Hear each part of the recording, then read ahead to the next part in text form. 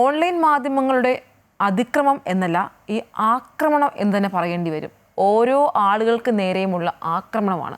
ഇപ്പോൾ ഈ ഒരു വിഷയം വീണ്ടും ചർച്ചയാവാൻ കാരണം നമുക്കറിയാം, പൊങ്കാല ഇടാനായി എത്തിയ അന്ന രാജൻ തിരിച്ചു മടങ്ങിയത് നിറകണ്ണുകളോടെയാണ്. അതിന് കാരണം അവർ ഭക്തിയോടെ പൊങ്കാല ഇടാൻ എത്തിയപ്പോൾ വേണ്ടിടത്തും വേണ്ടാത്തയിടത്തുമെല്ലാം സൂം ചെയ്യുന്ന ഈ സമൂഹ മാധ്യമങ്ങളുടെ ഒരു ആക്രമണമാണ്.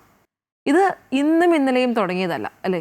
ഈ ലൈക്സിനും വ്യൂസും കിട്ടാൻ, റീച്ചിന് വേണ്ടി ഇപ്പോൾ എന്തും ചെയ്യുക, എവിടെയും കടന്നു കയറുക എന്നൊരു സംസ്കാരത്തിലേക്ക് ആയിക്കഴിഞ്ഞു അല്ലേ സമൂഹ മാധ്യമങ്ങളുടെ ഒരു ആക്രമണം?